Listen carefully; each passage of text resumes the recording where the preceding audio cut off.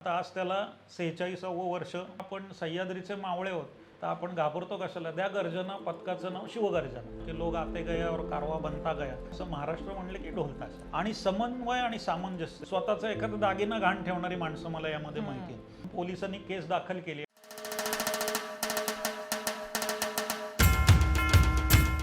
नमस्कार. अंतर्नाद वाद्यपथक ट्रस्ट प्रस्तुत वादक श्रेष्ठी को powered by NR classes Pune च्या या पहिल्या भागात आपल्या सर्वांचं सहर्ष स्वागत.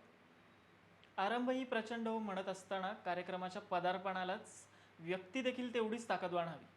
पथक व्यवस्थापन, उत्कृष्ट वक्तृत्व शक्ती, सर्वोत्तम संभाषण कौशल्य असणारे आजचे पाहुणे ढोल ताशा महासंघाचे अध्यक्ष श्री पराग ठाकूर. सर नमस्कार. नमस्कार. नमस्कार सर, कसं वाटतं तुम्हाला? मस्त. सरांना आठवत असेल की नाही, पण सरांची आणि माझी भेट झाली 2013ला शिवाजीनगरच्या पोलीस ग्राउंडला. पोलीस प्रशासन, पथक, DJ साऊंड सिस्टीमवाले यांची मिळून बैठक होती. प्रत्येकजण स्वतःच्या मागण्या मांडून दाखवत होते आणि त्यानंतर सरांच्या हातात माईक आला. सरांचं पहिलंच वाक्य होतं ते म्हणजे, वाजणारी वाद्य ही रणवाद्य आहेत, यांचा आवाज होणारच.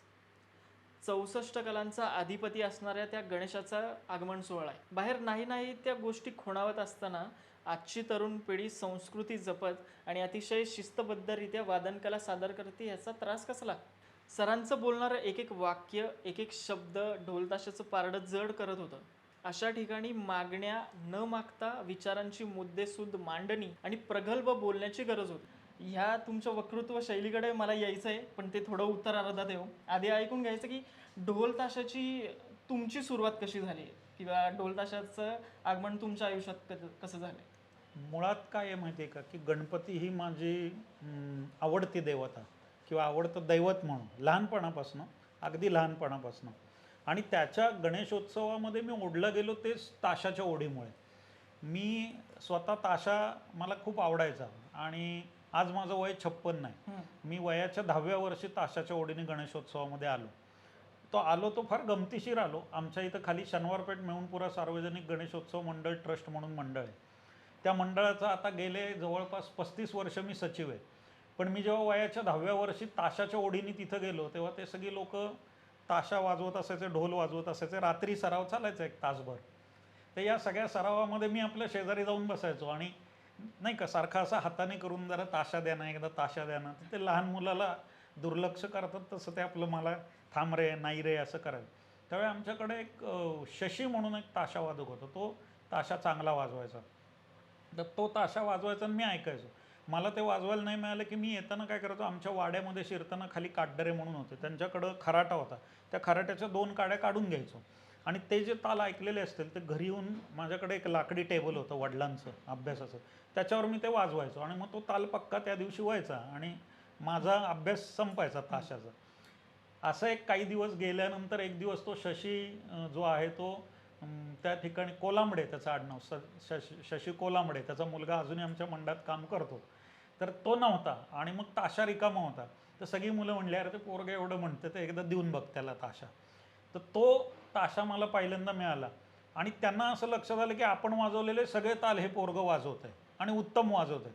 त्या दिवशी त्या सगळ्या पोरांनी निर्णय घेतला की 1 ताशा परागला, आता हा ताशा हलवायचा नाही, हा आपला पहिला ताशेवाला. आणि त्यामुळे मी त्या मंडळात ताशा वाजवायला लागलो आणि आजही सांगायला आनंद वाटतो की वयाचं 56 वय झालं तरी गणपती आगमन आणि विसर्जन या मिरवणुकीत एकदा तरी मी ताशा वाजवल्याशिवाय राहत नाही. आणि ती माझी ढोल ताशाची काय म्हणायची ओढ, ओळख. आता आज त्याला 46वं वर्ष यावेळेला पूर्ण होतं आहे. पण या ओढीने मी आलो आणि मग गणेशोत्सवात रमलो आणि गणेशोत्सवाचंच होऊन गेलो असं म्हणायला हरकत नाही.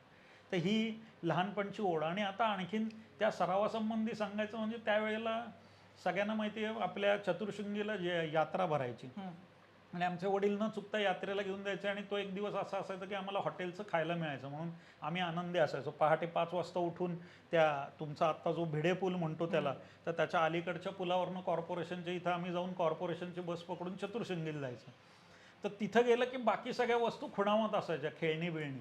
तर तिथं ती एक ढुमकी असायची अशी आणि त्याला अशी रिंग असायची ते ताणायला. तर ते घेण्यासाठी माझा फार हट्ट असायचा वडिलांना की मला हेच घ्यायचं. आणि इतकं रडणं व्हायचं की वडिलांना ते आवडायचं नाही आणि मला ते हवं असायचं. मी म्हणायचं मला खायला नाही मिळालं तरी हॉटेलमधलं चालेल, मला ते पाहिजे. आणि मग आई शेवटी मध्यस्थी करून ते घ्यायला लावायची आणि ते मला मिळायचं आणि मग ते घरी त्याच्यावर आमचे सराव सुरू व्हायचे. मग वेगवेगळ्या काठ्यांनी वेगवेगळे प्रकार आणि मग त्याचा त्रास जेव्हा शेजाऱ्यांना व्हायला लागला तेव्हा आमच्या वाड्यात जण एक राहिला होते, ते काय करायचे, एकतर ते खूप गरम तरी करायचे किंवा खूप ताणायचे आणि मी वाजवायला लागलं की ते फुटायचं म्हणजे जेणेकरून हा त्रास एकदा संपू दे अशा पद्धतीने ते थोडं हे करायचं. पण या सगळ्यातनं जसा विरोध होतो तसा आपण त्याच्या बाबतीत आणखीन छान सक्रिय पण होतो आणि आपल्याला नवीन नवीन कल्पना सापडतात. तसं लहानपणापासून खरं सांगायचं तर गणेशोत्सवातलं माझं आगमनच ताशाच्या ओढीने, अच्छा. त्यामुळे त्या याच्यात मी छान रमतो, मला आवडतं आणि आता ढोल ताशा महासंघाच्या रूपाने त्याच्यात कामही उभं राहिलंय. ह्या कधीच्या दरम्यान तुम्हाला पालकांकडनं कधी ओरडा बसलाय किंवा काय? कारण की आत्ताच्या मुलांना म्हटलं की आई वडिलांचं असं की चाललंय बडवायला असं. पालकांचा का, शाळेत शिक्षकांचा पण बसलाय. कारण शाळेत गेल्यावर सुद्धा हात थांबायचे नाहीत, ते जे काय ताल ऐकलेले असतील ते लगेच धरले जायचे बाकावर आणि ते जर वाजवणं चांगलं असेल की कडेची पोरं त्याच्यावर नाचायची तरी किंवा टाळ्या तरी धरायच्या आणि ते शिक्षकांनी धरलं की शिक्षेपासून सगळ्या गोष्टी व्हायच्या. आणि माझे वडील तर शिक्षक होते, मग त्यांना जसं नंतर लक्षात आलं की याची आवड आहे, म्हणजे हा आवडीने या क्षेत्रामध्ये जातोय आणि त्याचं ताशावादन ऐकायला लोक पण येत आहेत विशेषत्वाने, म्हणजे की बाबा याचं परागचं आज ताशावादन आहे असं लोक म्हणायचे. तेव्हा त्यांच्या लक्षात आलं की याच्याकडं काहीतरी या बाबतीतलं स्किल आहे आणि मग तो हळूहळू माझ्याकडे काय म्हणायचं, ओरडण्याचं असेल किंवा घरच्यांच्या नाराजीचं हे हळूहळू कमी होत गेला आणि त्याची जागा कौतुकाने घेतली नंतर. अच्छा. तुम्ही कोणत्या कोणत्या पथकांमध्ये ह्याआधी वाजवलंय? माझी मूळ सुरुवात झाली शनिवारपेठ मिळूनपुरा, मी मगाशी म्हटलं तसं मंडळातनं सुरुवात झाली आणि त्यावेळी मी नुमवी शाळेमध्ये होतो आणि नुमवी शाळेमध्ये 2 सर अत्यंत उत्साही होते. एक गोरवाडे सर जे पीटीचे होते ते लेझिमचं घ्यायचं आणि परचुरे सर ढोल ताशाचं घ्यायचं. तर मी पहिल्या वर्षी ढोल ताशाला नाव जेव्हा दिलं, माझं वादन सुरू झालं, ते म्हणले ढोल ताशाने पहिलं तुला लेझिम खेळायला लागेल. मग मी लेझिम खेळलो 1 वर्ष आणि दुसऱ्या वर्षी म्हटलं सर एकदा वाजवून तरी द्या. मग परचुरे सर म्हणले एकदा वाजवून दाखव. मग ते वाजवून बघितल्यावर ते म्हणले अरे या पोराला ताशा वादनच घेतलं पाहिजे, याला कशाला उगाच आपण ह्याच्यात ढकललं म्हणले लेझिममध्ये. मग मी ढोल ताशा वादनात आलो आणि नुमवी वाद्यपथक, म्हणजे जसं वाद्यपथकाची संस्कृती सुरू केली ज्ञानप्रबोधिनीने, कैलासवासी आप्पासाहेब पेन्शननी मिरवणुकीमध्ये आलेला बिभत्स प्रकार कमी करण्यासाठी ढोल ताशा पथकांची निर्मिती केली. खेड शिवापूरला त्यांना गुलाब कांबळे एकदा ताशा वाजवताना सापडला आणि त्यांच्या लक्षात आलं की या चांगल्या चालीवर लाठीकाठी, बोथाटी आहे, बर्ची आहे, असे खेळ करता येतील आणि त्यांनी ज्ञानप्रबोधिनीचं पथक बसवलं. माझ्या अंदाजे 1963 ते 65चा काळ आहे आणि मग शालेय पथकानं सुरुवात झाली. मानाच्या गणपतीपुढे मला वाटतं दगडूशेठ पुलं पहिलं वादन झालं ज्ञानप्रबोधिनीचं आणि मग सगळ्या मानाच्या गणपतींना असं वाटायला लागलं की अशा प्रकारची चांगली संस्कृती ज्याला उत्तम दर्शने लोक बघतायत, थांबून हे करतात, तर ती असली पाहिजे. मग त्याच्या पाठोपाठ स्वरूप वर्धिनी आली, लगेच विमलाबाई गरवारे त्याच्यामध्ये आला आणि नुमवी रमणबाग साधारण एकाच वेळेला आली. अशी शालेय पथकांची निर्मिती झाली. त्यापैकी नुमवी या पथकामध्ये मी वादन करत होतो. कालांतराने नुमवी शाळेने काही तांत्रिक कारणामुळे परवानगी नाकारली आणि मग नुमवीचं पथक बंद झालं. त्यावेळेला शिवगर्जना हे पहिलं बिगर शालेय पथक निघालं. त्याचं शिवगर्जना हे नाव पण मी ठेवलेलं आहे, कारण ज्या दिवशी ती बैठक झाली त्यावेळेला सगळे नाराज होते आणि म्हणले नुमवीची जागाही गेली, पथक गेलं, आता काय करायचं. तर मी म्हटलं आपण सह्याद्रीचे मावळे आहोत तर आपण घाबरतो कशाला, द्या गर्जना, पथकाचं नाव शिवगर्जना. असं ते शिवगर्जना नाव ठरलं आणि मग ते पथक सुरू झालं. आता माझा त्या पथकाशी तेवढा रॅपो राहिला नाही, कारण आता महासंघाच्या रूपाने खूप काम समोर आलं. पण त्या नुमवी पथकाशी आणि शिवगर्जना अशा पथकाशी थोडं सुरुवातीची माझी नाळ जी आहे ती जोडलेली आहे. अच्छा. एक ऐकायचं होतं ते म्हणजे की महासंघाची स्थापना कशी झाली आणि याच्या मागची संपूर्ण संकल्पना कोणाची होती? आणि या महासंघाची कल्पना मूळ धरली ते माझ्याच डोक्यामध्ये. झी टी व्हीची जेव्हा ढोल ताशा स्पर्धा होती, माझ्या अंदाने 95चा सुमार असेल किंवा थोडं 95-96, अशी एक सलग 2-3 वर्ष आपली झी टी व्हीने ढोल ताशा स्पर्धा घेतली. गोखले स्मारक चौक मित्रमंडळ जे आहे त्यांच्या सहकार्याने झी टी व्हीने घेतलेली ती पहिली मोठी ढोल ताशा स्पर्धा आणि त्याला प्रतिसादही खूप होता. New English school Tilak road त्याचं स्थान होतं. पहिल्या वर्षी घेतल्यावर छान प्रतिसाद मिळाल्यावर 2 वर्षांनी त्यांनी असं म्हणलं की मी त्यांना म्हटलं 3 ठिकाणी वादन चालतं, एक मुंबईमध्ये चांगलं चालतं, एक नाशिक बाजा प्रकरणाचं नाशिकला चालतं आणि एक पुण्यात चालतं, तर आपण तिन्ही भागात हिंडून तिथली चांगली पथकं पुण्यात आणू आणि त्याची अंतिम फेरी पुण्यात घेऊ. आणि हे करण्यासाठी मुंबईला आम्ही गेलेले असताना विमलाबाई गरवारेचे जे प्रमुख आहेत अनिल गाडगीळ सर, ज्यांना ढोल ताशाची प्रचंड आवड आणि ह्या क्षेत्रातला एक ऋषितुल्य माणूस असं अनिलराव गाडगीळ सर होते. तर ते आणि मी एक मातृछाया का असं काहीतरी लॉज आहे तिथं दादरला दुपारी झोपलो होतो आणि आम्ही संध्याकाळी परीक्षणाला जाणार होतो. तर मी सरांना म्हटलं, सर एक क्षेत्र वाढतं आहे, आता आपण याचा एक महासंघ स्थापन करूया. आणि म्हणलं ज्याला बिगर राजकीय वास असेल आणि केवळ ढोल ताशाच्या संस्कृतीच्या संवर्धनासाठी आणि येणाऱ्या अडचणी सोडवण्यासाठी आपण असं महासंघ स्थापन करू. त्यांना ती कल्पना आवडली. ते म्हणले काम कोण करणार? म्हटलं काम मी करणार. मग म्हणे त्याचा प्रमुख कोण असणार? म्हटलं सर तुम्ही एवढे प्रमुख आहात या विषयाचे आणि कैलासवासी आप्पासाहेब पेन्शननंतर हा विषय तुम्ही लावून धरलात तर तुम्ही त्याचे पहिले अध्यक्ष. असं म्हणून अनिल गाडगीळ सर पहिले अध्यक्ष झाले आणि मी माझ्या अंदाने तो 96-97चा सुमार होता. याला काही बाकी मोठा असं लगेच ट्रस्ट बेस स्वरूप नव्हतं. आम्ही आपला तो महासंघ सुरू केला. पण आपण ते म्हणतो ना की लोक आते गया और कारवा बनता गया, तसं मग हळूहळू महासंघाचं आता उभं असलेलं मोठं स्वरूप तुम्ही सगळेजण बघताय. महासंघ हा सर्व पथकांच्या प्रमुखांचा आहे आणि प्रत्येक प्रमुखाची एक भिन्न विचारसरणी असते, विचारप्रणाली असते. मग जेव्हा निर्णय घेताना तुमची मनस्थिती काय असते? कारण की प्रत्येकजण हा एकमेकास तेवढाच वरचढ असतो. मग तेवढी पारदर्शकता, निर्णय क्षमता कशी घेतली जाते? ही तारेवरची कसरत आहे. कुठलाही संघटन सांभाळणं हा सोपी गोष्ट नाही आणि त्यात परत वादकांची संघटना सांभाळणं आणखीन एक वेगळा भाग आहे. ह्याच्यामध्ये अनेक पथकांची निर्मिती एका पथकातूनच झालेली आहे. त्यामुळे त्यांचे त्यांचे म्हणून काही कंगोरे असतात.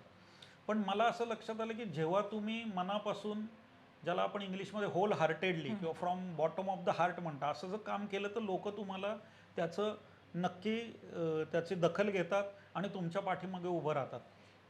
मुळात मी या क्षेत्रामध्ये बाहेर नाही येऊन नेतृत्व नाही केलं. मी स्वतः ताशावादक असल्यामुळे या क्षेत्रातल्या अडचणी मला माहिती होत्या आणि या क्षेत्रातली गंमतही मला माहिती होती, वादनातली गंमत माहिती होती. मग मी त्या अनुभवाचा उपयोग झाला आणि माझंही वादन त्यावेळेला ऐकायला आपण असं म्हणू की लोक यायची, त्यामुळे लोकांना मी माहिती होतो या क्षेत्रातलं. आणि मग जेव्हा ढोल ताशा महासंघ म्हणून या विविध संघांना एकत्र केलं तेव्हा त्यांचे म्हणून काही अजेंडा होते, पॉईंट्स होते. पण महासंघ म्हणून एकत्र येताना आपल्याला काय बाजूला ठेवलं पाहिजे आणि काय एकत्र केलं पाहिजे हे त्यांना समजून सांगितलं आणि ते सगळ्यांनी पाळलं आणि आजपर्यंत ते पाळत आहेत. त्यामुळे महासंघाचं काम सुरू झालं पुण्यातनं, आता ते विस्तारलंय महाराष्ट्रात आणि आता ते गेलंय महाराष्ट्राच्या बाहेर आणि त्याच्याही पुढे जाऊन सांगायचं तर ते गेले आता विदेशात.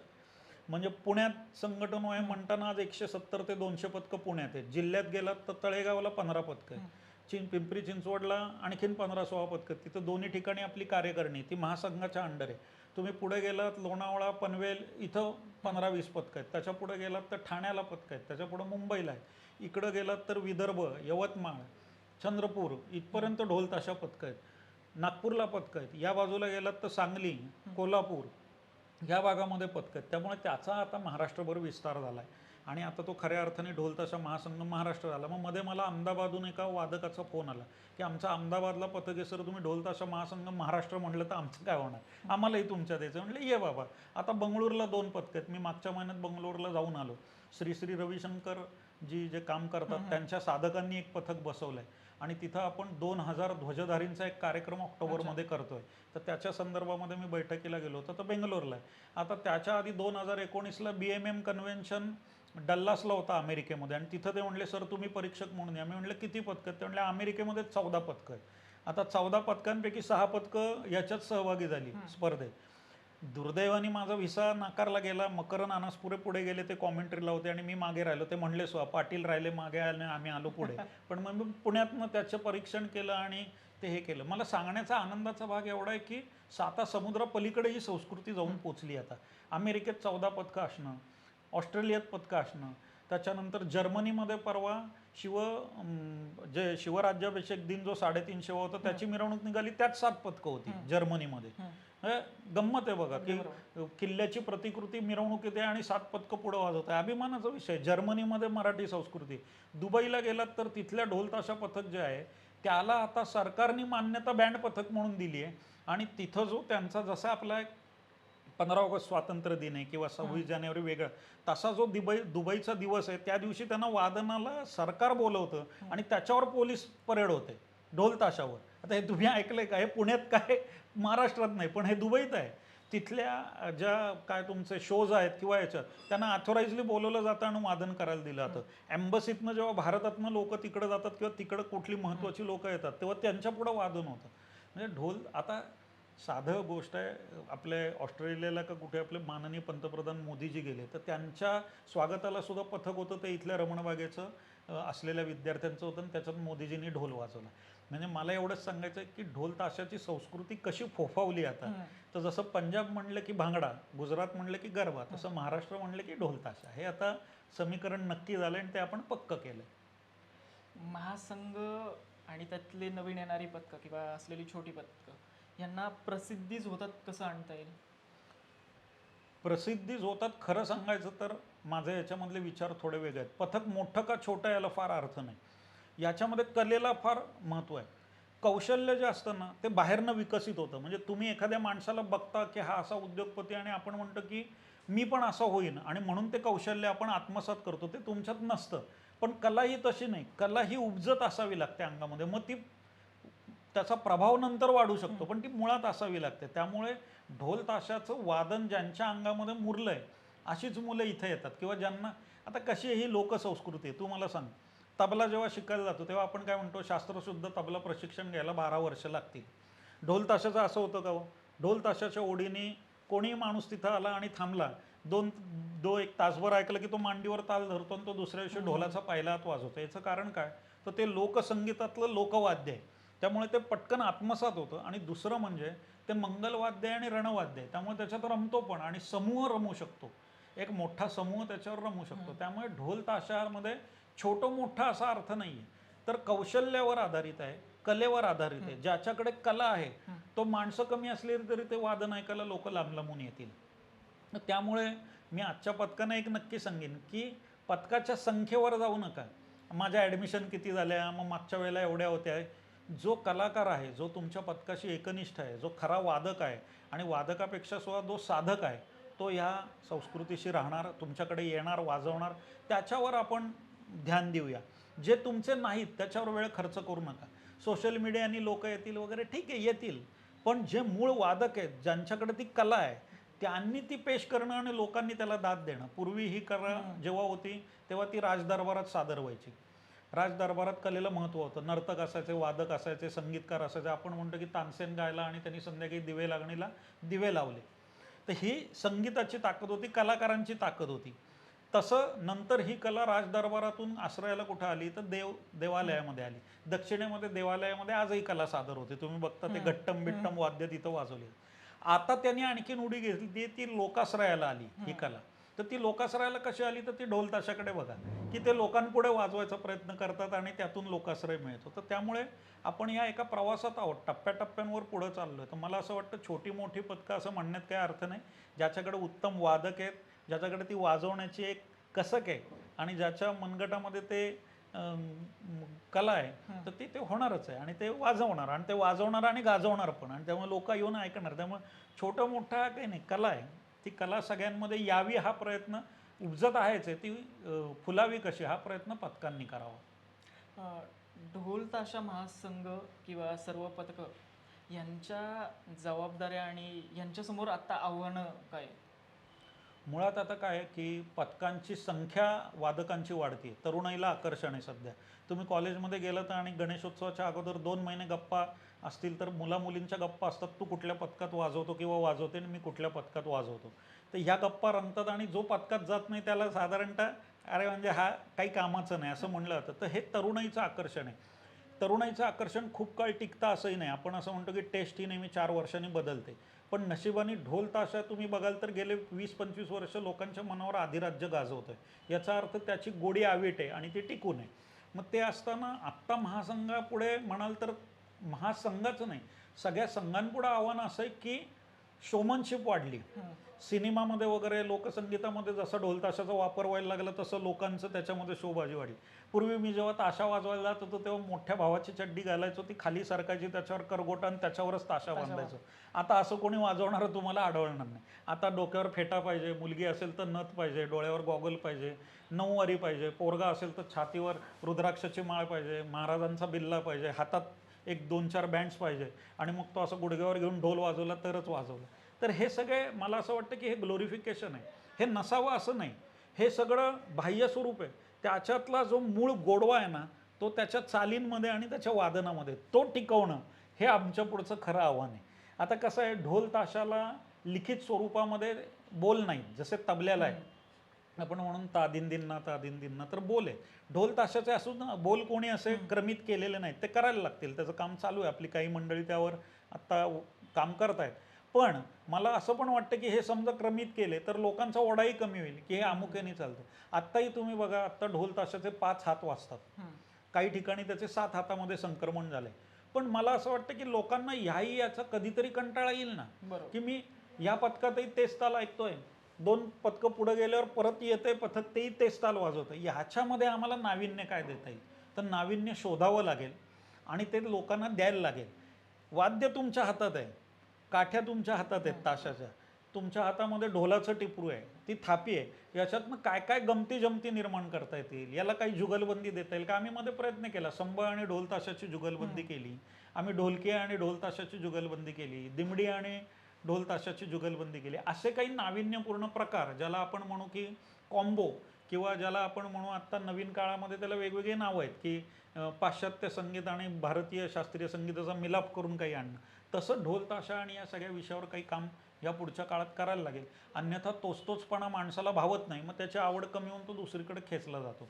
तर हे एक मोठं आव्हान आमच्या सगळ्यांच्या समोर आहे. दुसरं आव्हान आहे की जसं ढोल ताश, आता पुणे शहरामध्ये रजिस्टर मंडळं 4,500 आहेत आणि ढोल ताशा पथकं सराव करणारे अथॉराइजली 170 आहेत. या सगळ्यांनी 170 पथकांनी असं ठरवलं की आपले 2 भाग करायचे, तरी ती होतात किती? तर ती होतात 340. ही 340 पथकं 4,500 मंडळांना नाही पुरू शकत.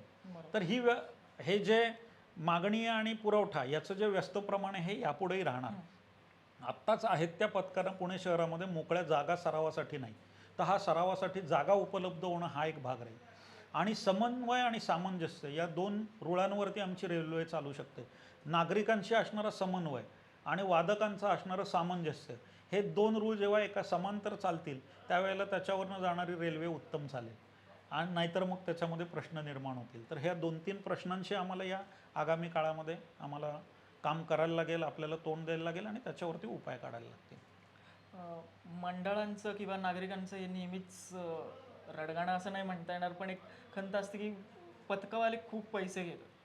तर जे पथकात आहेत, जसं मी आहे, आम्हाला कळून येतं की ह्यासाठी लागणारा खर्च कसा आहे, पण ते तुम्ही काय सांगाल की ते सोनारानेच कान टोचलेले बरे असतात? काय मुळात ढोल ताशाचं अर्थकारण समजून घेणं आवश्यक आहे.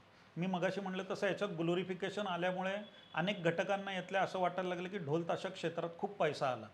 मुळात लक्षात घेतलं पाहिजे की बँड पथकं आणि ढोल ताशा पथकांमध्ये फरक आहे.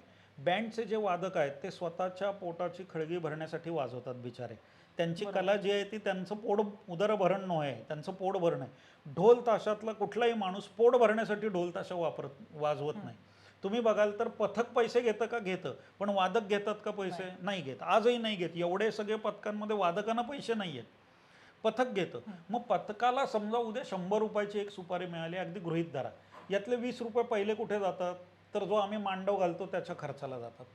30 रुपये कुठे जातात? तर मांडव जिथं घातलाय तिथल्या जागेचं भाडं असेल, अमुक असेल, त्याला जातात.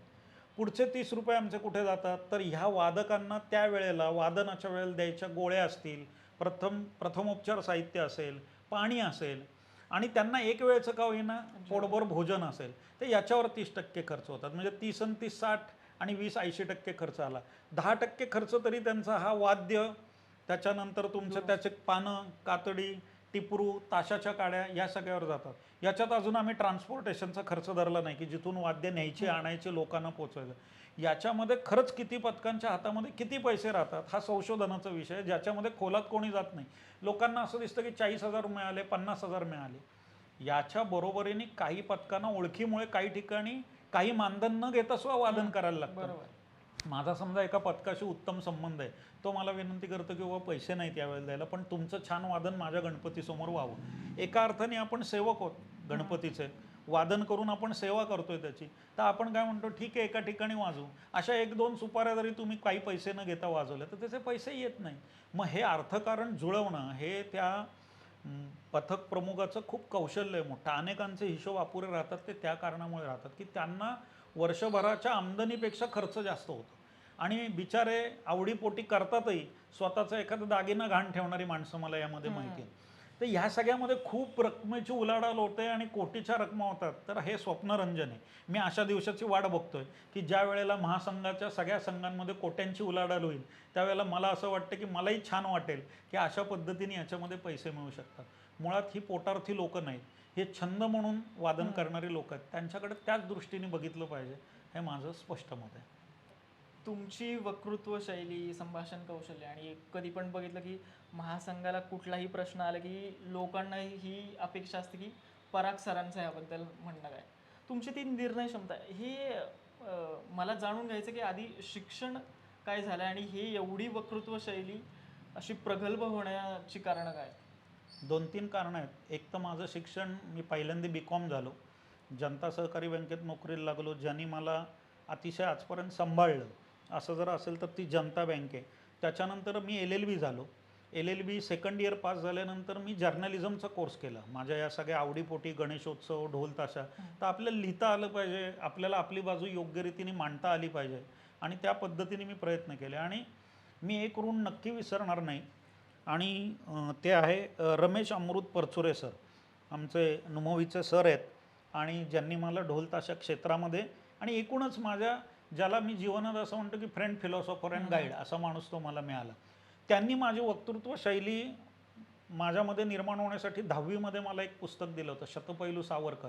आणि ते 1 महिना आधी दिलं आणि म्हणले की तुला पुढच्या बैठकीत आपल्या शनिवारपेठ युवक आघाडी म्हणून आमची संघटना आहे, त्याच्यात तुला याच्यावर बोलायचं आहे. आणि माझं पहिलंच भाषण 22 मिनिटाचं झालं सावरकरांवर. आणि तेव्हा ऐकल्यावर माझ्या वडिलांनी ते ऐकलं आणि ते परचुरे सरांना म्हणले, हे कुठनं झालं म्हणे, याला मी कधी बोलतानाच ऐकलं नाही, हा कधी बोलायला लागला. तर सर म्हणले, नाही, मी त्याला असं असं दिलं होतं.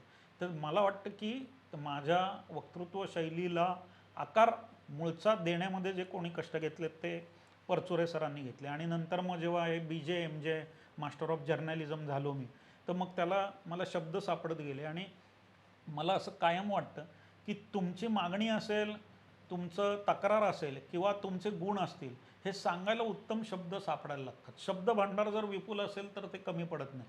आणि हे योग्य मांडणी झाली तर समोरच्याला नकार देणं थोडं अवघड होतं. तर माझी तक्रार असेल तर ती छान मांडता आली पाहिजे आणि माझा एखादा गुण आहे माझ्या महासंघाचा, तोही छान सांगता आला पाहिजे. आणि मग म्हणजे एक गंमत म्हणून जाता जाता सांगतो, एक 7-8 वर्षापूर्वी आपल्या गणेशोत्सवामध्ये गाड्यांना बैल जोडले होते म्हणून पोलिसांनी केस दाखल केली आणि त्याच्यामध्ये गाड्याला जोडलेले बैल जे आहेत ते फरासखान्यामध्ये हजर करा असं म्हटलं. आणि ते बैल फरासखान्यात आणले गेले आणि मानाच्या गणपतीची सगळी मंडळं त्यात होती. त्याचा एक निषेध म्हणून मंडई गणपतीच्या इथे एक सभा झाली, मंडई टिळक पुतळ्याला. तर त्यावेळेला सगळे म्हणले की पराग, ढोल ताशा म्हणून तू एक बाजू मांड. तर सगळ्यांची भाषणं चालली होती. मी उशिरा आलो बँकेतनं. तर मग महेशराव सूर्यवंशी जे आहेत दगडूशेठचे, ते म्हणले, नाही पराग, तू बाजू मांडली पाहिजे. म्हणलं मांडतो. तर जाताना मला एक पोलिसांनी प्रश्न विचारला अधिकाऱ्यांनी की म्हणे, पाहुणा घरी आला तर जाताना म्हणे लोकांना वाईट वाटतं आणि तुम्ही तर म्हणे गणपती पोचवताना, म्हणजे देवाला पोचवताना सुद्धा वाद्य वाजवता जोरजोरात, म्हणजे तुम्हाला आनंद होतो का तो जाणं. म्हटलं, साहेब, मी वरती गेल्यावर याचं उत्तर देतो आणि ते तुम्हाला जाहीर देतो. मग ते जे काही बैल प्रकरण होतं त्याच्यावर माझं काही भाष्य झाल्यावर मी म्हणलं की मला आत्ता एका प्रश्न विचारला अधिकाऱ्यांनी, म्हणलं असा असा. तर म्हणलं सगळ्यांसमोरच उत्तर द्यायला आवडेल म्हणलं मला. ज्या वेळेला म्हणलं हे ब्रह्मांड निर्माण झालं पहिल्यांदा, तर त्याच्यामध्ये ओंकाराची निर्मिती झाली. आणि ती ओंकाराची निर्मिती जेव्हा झाली त्याच्यानंतर जर काय झालं असेल तर ते शंकराचं तांडव नृत्य झालं. या शंकराच्या तांडव नृत्याला साथ द्यायला ब्रह्मदेवाने एक वाद्य निर्माण केलं, त्याचं नाव मृदुंग. मृदुंग म्हणजे ज्याचं अंग मातीचं आहे असं वाद्य. हे मृदुंग मातीचा मृदुंग आणि त्याला कातडी होती. आता पहिला नर्तक हा तांडवाच्या रूपाने शंकर आहे. पहिला वाद्य निर्माता आपण जे आज केंदुरकर, वाईकर सगळी नावं घेतो तर तो ब्रह्मदेव आहे. आणि हा वाजन कोण करणार? शंकराच्या तांडवाला वादन झालं पाहिजे, मग ते कोण करणार? तर ते कोणी केलंय? तर ते गणपतीने केलंय. मी म्हणलं, असा जो गणपती की ज्यांनी पहिलं जगातलं वादन केलं, त्याच्या जाण्याच्या वेळेला मिरवणुकीला आम्ही नाही वाजवलं तरच नशीब म्हणलं, तर मग आम्ही वाजवणार. त्यावेळेला लोकांनी इतक्या टाळ्या वाजवल्या. जाताना तो पोलीस अधिकारी म्हणला, बाबा रे, याच्या पुढे आता कुठलेही दाखले देत जाऊ नको, आम्हाला कळलं. मला एवढंच लक्षात आलं की आपण आपला इतिहास, संस्कृती योग्य रूपामध्ये जर मांडली तर ती लोकांनाही आवडते. आणि नुसती आवड म्हणून नाही, मला असं वाटतं ढोल ताशा हे आपल्या संस्कृतीचं आणि वादनाचं जपणूक करणं आहे. आपण सगळेजण ते करतोय, तर ते चांगल्या रूपाने करावं आणि मग ते चांगल्या पद्धतीने मांडावं. जे चांगलं आहे ते, जे वाईट आहे ते सुधारण्याची ताकद पण ठेवली पाहिजे. लोकांनी केलेली टीकासुद्धा जर का मला फुलासारखी वाटत असेल, आता नागरिकांना होणारा त्रास मी नाकारू शकत नाही ना. म्हणून मी म्हणलं की समन्वय आणि सामंजस्य हे 2 रूळ आहे. आता तुम्ही मला सांगा की शाळेला सुट्टी लागते आणि मुलं दंगा करत असतात. बिल्डिंगमध्ये असेल तर खाली मुलं आरडाओरडी करतात. म्हाताऱ्या कोताऱ्यांना त्रास होतो, कारण वर्षभर शांततेची सवय असतं. मग ते येऊन शेजारच्यांना म्हणतात, तुमचं ते अमुक अमुक पोरगं बोलवा की वर किती वेळ आवाज करतो. तो माणूस त्यांना काय म्हणतो, अहो आजोबा 1.5-2 महिन्याची सुट्टी, पोरं परत शाळेला जाणार, एवढा मोकळा वेळ त्यांना खेळायला मिळणार आहे का? खेळू द्या की. माझं म्हणणं ढोल ताशाच्या बाबतीत हेच आहे की वर्षभर एवढं चालतं, 1-1.5 महिना वाजवतात, वाजू द्या की. तर ते जर का आपण लोकांना पटवून सांगितलं आणि चांगल्या पद्धतीने ते वादन झालं, तर मला वाटतं त्याच्यासारखा आनंद नाही. आज बघा, उपजिल्हाधिकारी असो, आर्किटेक्ट असो, इंजिनियर असो, ही सगळी लोकं आपल्या जीवनातला जो विरंगुळा आहे तो या वादनामध्ये शोधतायत आणि म्हणून सुशिक्षित तरुण इथे येतोय. आणि हा सुशिक्षित तरुण ढोल ताशाच्या पथकांमध्ये आल्यामुळे गणपतीच्या मिरवणुकीतलं बिभत्स स्वरूप कमी होऊन त्याला शिस्त स्वरूप लागतंय. हा शोधायचा भाग आहे का आमची मुलं वाजवत आहेत आणि महिनाभर आम्हाला सरावाचा त्रास होतो. तसंही नदीकाठी गेलात तर झेडब्रिज आणि नदीकाठच्या ठिकाणी एकमेकांच्या गळ्यात हात टाकलेली जोडपी बघण्याशिवाय वर्षभर तुम्हाला काही बघायला मिळत नाही. मग जर का वाद्यावर हात टाकून एखादा ताल ऐकायचा असेल तर त्याची गंमत घ्या, थोडा मांडीवरती ताल धरा, जमलंच तर तोंडात बोट घालून शीळ मारा. याच्यासारखं चांगलं काय? आणि तरुणाईला समजून सांगायचं असेल तर वाद्यावर जाऊन मला एकदा वाजवायचं आहे म्हणा. हे सगळं छान होऊ शकतं. मला वाटतं ही आपली नात्यांची जपणूक आपण सगळ्यांनी केली पाहिजे या सगळ्यामध्ये. खूप लोकांना माहिती आहे की तुम्ही अजूनही व्यक्तिगत आयुष्यात काम करतायत किंवा काय. तुमचं पुढचं उद्दिष्ट काय? म्हणजे काही लोकांना असं असतं की त्यांना त्यांचं एखादं उद्दिष्ट पूर्ण झालं की त्यानंतर त्यांची कार्यक्षमता खालावली जाते. जसं काही जणांना असं ठरवलेलं असतं की बाबा मला एवढं पॅकेज पाहिजे, मला ही पोझिशन पाहिजे. तसं आता तुम्ही महासंघाचे अध्यक्ष आहात, 2-3 वर्षात रिटायर्ड व्हाल. त्यानंतरनं तुमची उद्दिष्ट काय असतील? काय करायला आवडेल तुम्हाला? मुळात महासंघ आम्ही माझ्याशी बांधील नाही ठेवला. कुठलंही संघटन हे व्यक्तिगत स्वरूपामध्ये बांधील नाही असलं पाहिजे. पराग ठाकूरने संघटन निर्माण केलं आणि ते पराग बरोबर जर संपलं तर त्या संघटनेला काही अर्थ नाही. याचा अर्थ ते व्यक्ती केंद्रित झालं. ढोल ताशा महासंघ आपण अशासाठी काढलाय की पराग ठाकूर असो वा नसो, तो महासंघ चालला पाहिजे. त्याचं उद्दिष्ट काय आहे, काय करायची आहे, ते आपण आता या 15-20 वर्षात लोकांच्या समोर ठेवलं आहे आणि ते मला वाटतं चांगल्या पद्धतीने संघांना समजलं आहे. आता ह्याच्या पुढेही तो माझ्याशी बांधला राहावा अशी माझी अपेक्षाच नाही. उलट मी गेले 2 वर्ष असं म्हणतो की आता मी यातनं रिकामा होतो आणि पुढच्या कोणीतरी ही जबाबदारी घ्या. कारण ज्या वेळेला संघटन व्यक्ती केंद्रित होतं त्यावेळेला त्याचा संघटनेचं व्यापक स्वरूप जाऊन ती संकुचित व्हायला सुरुवात होते. कारण माझ्या आवडी, माझ्या निवडी, माझे निर्णय याच्याशी ती संघटना बांधील व्हायला लागते. निर्मित संघटनेला हा धोका कायम आहे. म्हणून आपल्याला हे संघटन जे ते सर्वव्यापी केलं. म्हणून आपण त्याची कार्यकारिणी केली, त्याचे गटनायक केले की ह्या सगळ्यांनी मिळून काम करावं. मला एखाद्या वेळेला एक निर्णय वाटतो असा घ्यावा, पण जेव्हा कार्यकारिणीमध्ये असं ठरतं की हा निर्णय नाही घ्यायचा सर, आम्हाला असं वाटतं, तर मी म्हणतो तो निर्णय घ्या, कारण बहुमताने तुम्ही ते म्हणताय. मग मी माझं मत मांडताना सुद्धा माझं बाजूला ठेवतो आणि मी संघटना म्हणून ते मत मांडतो. तर मला वाटतं संघटनेचं हे उद्दिष्टच असलं पाहिजे की ती एका ध्येयाने प्रेरित असली पाहिजे. ढोल ताशा ही संस्कृतीचं संवर्धन आणि त्याच्यामध्ये येणाऱ्या अडचणींचं ते सोडवणं, हे जर आमचं उद्दिष्ट असेल तर ते पराग ठाकूर असो वा नसो ते चालूच राहिलं पाहिजे. आज कदाचित पराग ठाकूर करतोय, व्यक्ती कधीच राहत नाही. मी संघ स्वयंसेवक आहे स्वतः. आम्ही गुरुस्थानी कोणाला म्हणतो, ध्वजाला म्हणतो का? कारण व्यक्ती स्खलनशील असते. आज पराग ठाकूर चांगला आहे, बोलतोय चांगला, उद्या त्याचा तोल ढळू शकतो, तो काही वाईट करू शकतो. आपण बघतो राजकारणामध्ये अनेक गोष्टी चालू आहेत, त्या इथं व्हायला नको. आपल्याला हे संघटन व्यक्तीबरोबर नाही संपवायचं. जोपर्यंत ढोल ताशा आहे तोपर्यंत संघटन टिकलं पाहिजे, अशी त्याची माझी प्रामाणिक भावना आहे. दुसरी गोष्ट, यातनं कुठलं राजकीय फायदा घ्यायची माझी इच्छा नाही. मला पूर्वी लोक म्हणली 20-25 वर्षापूर्वी, याला आता नगरसेवक व्हायचं आहे, याला आता आमदार व्हायचं आहे. मी आहे इथंच आहे आणि मी छान खुश आहे. मला याच्यामध्ये ढोल ताशा आणि गणेश मंडळ हा माझा बॉटम हार्टपासूनचा विषय आहे आणि तो माझा आवडीचा विषय आहे, अभ्यासाचा विषय आहे. त्यामुळे मी त्यात रमलो, मी त्यातला आनंद घेतला. त्यातल्या अडचणी सोडवतानाही मला कधी असं नाही वाटलं की काय यार आता हे काय रोजचं.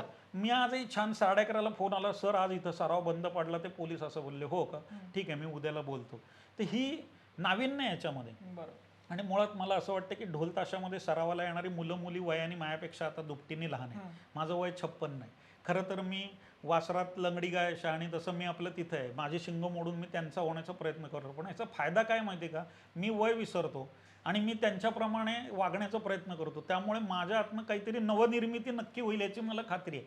आज जिथं आहे महासंघ त्याच्यापेक्षा उद्या नक्की पुढे 2 पावलं असेल याची काळजी मी घेतो. मी खूप मोठे उद्दिष्ट धरली नाही, पण महासंघ म्हणून आपण काही जी संघांना सांगितली ती उद्दिष्ट नक्की साध्य झाली, की रक्तदान शिबिर असावं, त्याच्यानंतर चांगलं वादन असावं, आपल्यामध्ये शिस्त असावी, वादन करताना व्यसन करू नये, आपल्या वादनावर लोकांनी शक्यतो नाचू नये.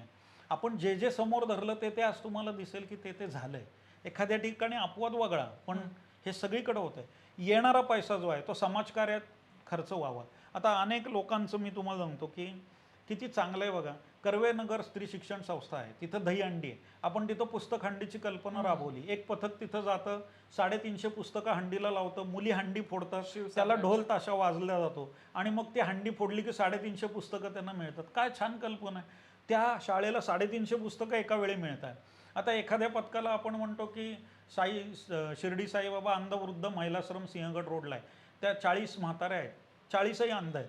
त्यांनी एकदा मला सांगितलं की आमच्या किती दिवसात डोशाचा वासच बघितला नाही. एका पथकाला सांगितलं, ते डोसेवाले घेऊन गेले तिथं. ते किती खाणार म्हाताऱ्या बायका? त्यांनी आपले 1-1.5 डोसा खाल्ला, पण तो जो आनंद त्यांना मिळाला आणि त्या पथकातली मुलं नातवासारखी त्यांच्याबरोबर गप्पा मारल्या. मला वाटलं आपण त्यांच्या आयुष्यात 1 वर्षाची भर घातली. अशा पद्धतीची जी छोटी छोटी कामं आहेत. आता आम्ही दरवर्षी वेश्यावस्ती विभागात जातो आणि तिथं भाऊबीज साजरी करतो. आज तिथं ढोल ताशाच्या पथकातली पण मुलं येतात आणि ती त्या भगिनींकडनं राखी बांधतात. एक 3 वर्षापूर्वीची घटना आहे. 17 वर्षीय बंगाली तरुणी होती. आम्ही म्हणलं तुम्ही पण भावना व्यक्त करा. ती बाई काय म्हणली, इस नाते से या पुरुष लोक आतेही नाही. म्हणजे भावाच्या नात्याने येणारं कोण नाही, म्हणून आम्ही तुमची वाट बघतो. तर मग ती भूक आम्ही पथकाच्या लोकांनी भागवली. किती चांगली गोष्ट आहे. आम्ही गेल्या वर्षी ध्वज प्रशिक्षण शिबिर ठेवलं, ध्वजाचं महत्त्व सांगितलं आणि शिकवलं. पुण्यात 450चं शिबिर झालं आणि पिंपरी चिंचवडला 600 लोकांचं झालं. केवढी मोठी गोष्ट आहे. एक ब्रेस्ट कॅन्सर झालेली महिला ढोल वाजवत होती. त्या ब्रेस्ट कॅन्सर झाल्यावर महिलांच्या हाताला खूप सूज येते आणि ती त्या डॉक्टरांनी आम्हाला सांगितलेला प्रॉब्लेम आहे. याच्यावर काम करणारे डॉक्टर शेखल कुलकर्णी माझा वर्गमित्र आहे. तर ती एक बाई ढोल वाजवायला यायची, तिच्या हातावरची सूज कमी झाली. तो म्हणला, पराग असं असं होतंय, आपण याचा शास्त्रशुद्ध प्रयोग करू. आम्ही करोना काळापूर्वी सुरुवात केली आणि करोना काळ आला म्हणून थांबलो. ओंकार कळडोणकर जो विद्यापीठामध्ये राहतो, हनुमान सेवक संघ म्हणून त्याचं मंडळ पण आहे आणि ढोल ताशा पथक आहे, त्यांनी ती जबाबदारी अंगावर घेतली. त्या महिलांना शिकवलं आणि शास्त्रशुद्ध ढोल वाजवण्याच्या आधी त्यांचं मेजरमेंट घेणं आणि वाजवून झाल्यावर घेणं, त्यामध्ये शास्त्रशुद्ध रीतीने असं सिद्ध झालं की त्या महिलांच्या हाताला आराम पडून त्यांचा हात थोडासा जी जाड होतोय तो बारीक होतो पुन्हा आणि त्यांना रिलीफ मिळतोय. आता हे वादनातून मिळालेलं केवढं यश आहे. म्हणजे वादनातून आरोग्याकडे आपण वळतोय, हे माझ्या दृष्टीने फार मोठं महत्त्व आहे. म्हणजे एखाद्याला मानसिक ऊर्जा देणं हे वेगळं, पण शारीरिक सुद्धा व्यंग असताना त्याच्यामध्ये या वादनाने एखाद्याला रिलीफ देणं ही फार मोठी गोष्ट आहे आणि ती आपण साध्य करतोय. असे अनेक उपक्रम आहेत. आपण एक 4 वर्षापूर्वी शिबिर घेतलं की सैनिकांसाठी 1 रक्ताची बाटली जमा करू. एका वेळेला आपण अमरावतीत केलं, विदर्भात केलं, नाशिकला केलं, कोल्हापूरला केलं, पुण्यात केलं. पुण्यातच 1500 बाटल्या रक्त गोळा झालं आणि बाहेरच्या ठिकाणी जे गोळा झालं ते साधारण 600 बाटल्या. एका दिवशी 2100 बाटल्या रक्त गोळा केलं. ही महासंघाची ताकद आहे. पुणे शहर हे गणपतीचं शहर आहे, हे स्वच्छ असायला पाहिजे म्हणून खासदार अनिल शिवायांबरोबर उपक्रम राबवला. एकाच वेळेला पुणे स्टेशन ते लोहगाव विमानतळ असे चौक आपण साधारणतः 100 निश्चित केले होते आणि ते स्वच्छ केले. पुणे शहर हे ढोल ताशा पथकांच्या वादकांनी स्वच्छ केलं, असं पहिल्यांदा उदाहरण झालं की पुण्याचं शहर हे गणपतीचं गाव, ते गणपतीचं गाव स्वच्छ कोणी केलं तर ढोल ताशाच्या वादकांनी केलं. आम्ही मंगेशजी तेंडुलकर जे आमचे व्यंगचित्रकार आहेत ते ट्रॅफिकवर खूप काम करायचे. ते जेव्हा गेले तेव्हा श्रद्धांजली म्हणून एका वेळेला 75 चौकात आम्ही ट्रॅफिकविषयी जनजागृती केली. 75 चौकामध्ये 5000 लोक आमची उतरून ती पत्रकं वाटत होती. मला वाटतं हे आमची ताकद आहे. आमच्या वादनातून आम्ही विधायकतेकडे जातोय आणि समाजाकडून आलेला पैसा समाज मंदिरासाठी खर्च करतोय. मला वाटतं हे आमचं मोटो आहे, हे आमचं ब्रीद आहे. समाजातून आलेला पैसा समाजाकडे नेणं. किती असावी याची अमाऊंट, तर गेल्या 10 वर्षात जर विचार केली तर ती 7-8 कोटीच्या वर अमाऊंट ही पुन्हा आपण समाजाला दिली. मला वाटतं हे मोठी उपलब्धी आहे. ही कुठल्या संघटनेला इतकी सहज साध्य होणार नाही. आणि अशा प्रकारचे विविध उपक्रम केले आपण. 2012 साली स्वामी विवेकानंद सार्ध शताब्दी होती. 5,000 वादकांचं वादन केलं होतं. 4,200 वादक आणि 800 ध्वजधारी. आपल्याला वर्ल्ड रेकॉर्ड करायचं होतं. थोडक्याशी चुकलं, आपले स्पॉन्सर जरा मागे हटले, पण आपलं लिम्का रेकॉर्ड झालं. अशा पद्धतीने आपण अनेक उपक्रम करतोय. मला वाटतं आता एक वादनासाठी एकत्र येणं असा आमचा विषय बाजूला पडून आता एकत्र येण्यासाठी वादन असा तो हे होतोय, आणि मला तो झालेला आवडेल या पुढच्याही काळामध्ये. आम्हाला जसा विषय काढलायचा, आम्हाला ऐकायचं की Guinness book of world record होणार कधी? गिनीज वर्ल्ड रेकॉर्ड होण्यासाठी 2दा तिथं गेलो आणि आपण 2दा परत आलो. अगदी उंबरठ्यातून असं झालं. त्याच्यात खोलात फार जात नाही, कंपन्यांची नावंही घेत नाही आपण.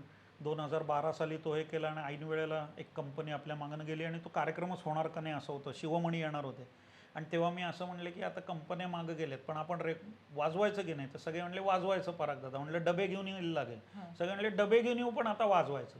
मग राहुलजी सोलापूरकर आणि विनीत कुबेरांनी बाकी आर्थिक बाजू 2 दिवसात सांभाळली आणि आपण 31 तारखेला तो कार्यक्रम केला. मला सांगायला अभिमान वाटतो की सगळ्या लोकांनी इतका प्रतिसाद दिला की 4,200 वादक, 800 ध्वजधारी आणि कुठल्याही पेपरमध्ये जाहिरात न देता 75,000 लोक बघायला आणि शिवमणीबरोबर या सगळ्यांची जुगलबंदी असा कार्यक्रम आपण केला.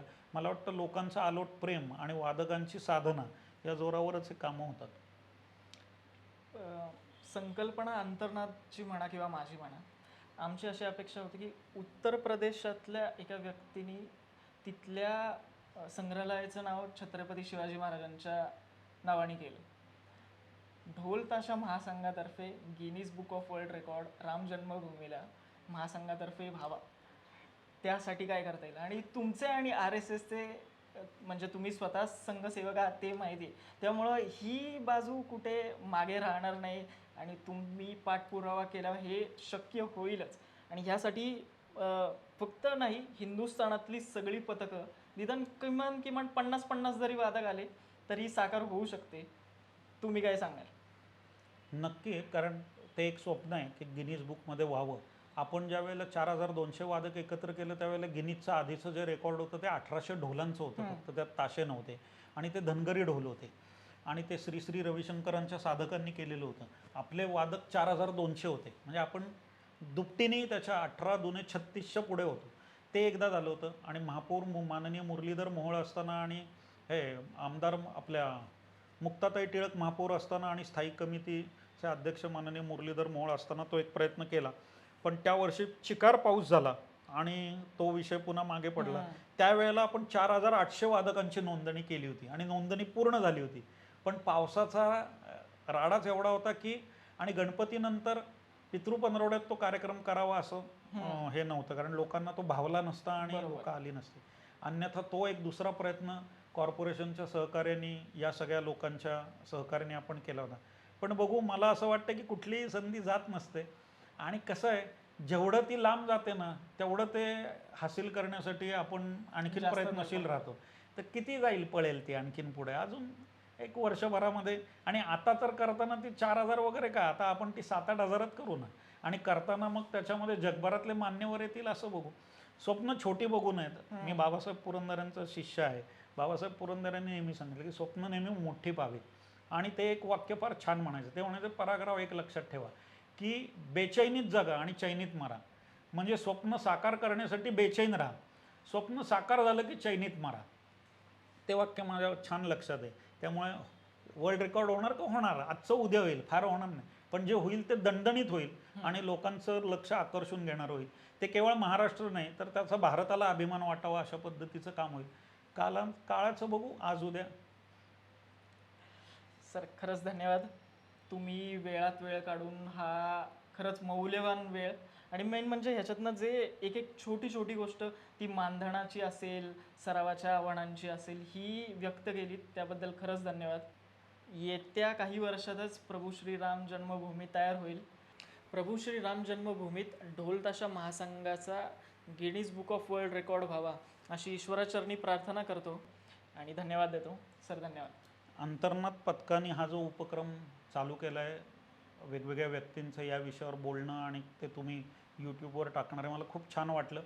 कारण आपल्या क्षेत्राविषयी समज गैरसमज भरपूर आहेत. त्यामुळे आपल्याला याच्यामध्ये सोशल मीडिया असेल या विविध माध्यमातून आपण लोकांना सांगू शकलो पाहिजे. आणि मला असं वाटतं की त्याची सुरुवात एक चांगली तुम्ही करताय. त्यामुळे तू वैयक्तिकरित्या तुझाही आभार मानेन आणि अंतर्नाद आणि जे कोणी हे करणारे सगळे टेक्निकल टीम आहे तर त्यांचे पण विशेष आभार. आणि हे जास्तीत जास्त लोकांपर्यंत पोचावं अशी गणेशाचरणी प्रार्थना. आणि यावेळच्या गणेशोत्सवामध्ये आपल्या ढोल ताशाचा आवाज असा निघावा की पुणे शहरच काय महाराष्ट्र त्याच्या तालावर नाचावा अशी इच्छा प्रदर्शित करतो आणि थांबतो. धन्यवाद.